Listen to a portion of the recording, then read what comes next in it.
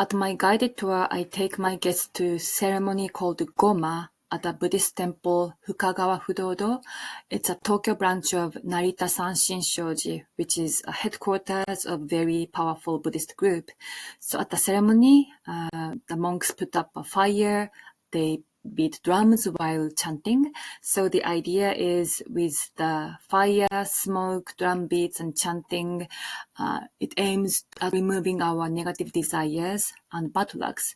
Monks are also praying for our wishes to come true. Many of my guests were very impressed with the ceremony, and some of them asked me this question: are all Buddhist temples in Japan doing the same ceremony? And my answer is no. So I told them it's unique to Shingon group. So it's a Buddhist group which this fire ceremony temple belongs to. And some guests went further to ask me about what Shingon group and other groups are like. So here is a brief overview of Buddhist groups in Japan in relation to the Shingon Shu. Shu means group or school in religious field. I'm not an expert in religious studies.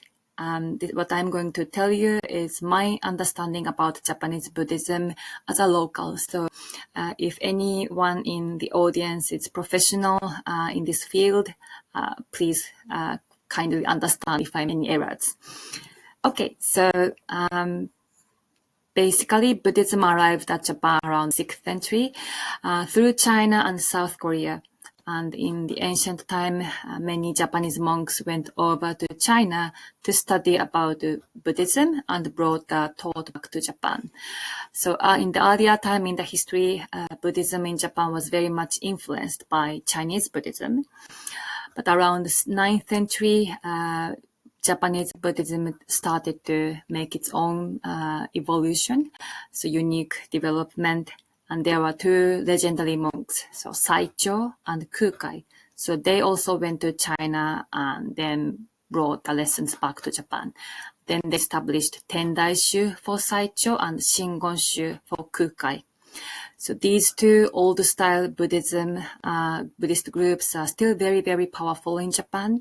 And we are talking about Shingonshu. So Shingon means true words. So Shingonshu people, they worship, of course, Buddha, but also the founder, Kukai monk as well. I'm going to show you a structure of Shingonshu temples. So it's like this. So there are a few schools, and powerful ones are 3 schools. So Koyasan, Chisan, Busan. They are located in Wakayama, Kyoto, Nara prefectures each. And the Narita-san Shinshoji temple, which is located in Chiba prefecture, they are under the Chisan group. And under Narita-san Shinshoji, they have a few branches in East Japan, and one of them is the Fukagawa Fudodo, the fire ceremony temple. So Tendaishu, Shingonshu, these old-style Buddhism, their initial target was aristocrats. So, and not many people could read and write back then, so they tend to be very ritualistic.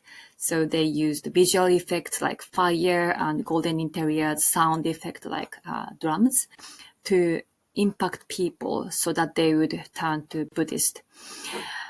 Around the 12th century, Buddhism in Japan started to diversify, and many new groups showed up. So this is the time when Zen appeared. So Zenshu, it was supported by samurai families and they were educated. So that's why samurai families could understand the philosophy behind Zen meditation. They could do the calligraphy. Architectures are very simple. Interiors are very humble. Not many decorations, not many big statues. However, Zen Buddhism was too complicated for some people. So for wider audience, Jodo-shu showed up. Jodo means pure land.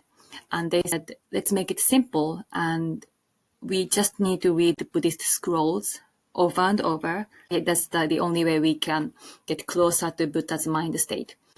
However, reading Buddhist scrolls many times was very, very tough for local people. So for locals, Jodo Shinshu started. So Jodo Shinshu means true Pure Land Buddhism. And it became very, very successful because they said the only thing you should do is chanting very essential part of the scrolls, which is Namu Amida Butsu. So they said you just need to repeat Namu Amida Butsu while thinking about your wishes, thinking about your next life. And Nichiren-shu is another one. And there are more Buddhist groups showing up later in the history. So each Buddhist group has this kind of tree structure. So I hope this gave you an idea of a very complicated world of Japanese Buddhism. Feel free to leave comments on the chat. Let me know if you have any feedback. Thank you.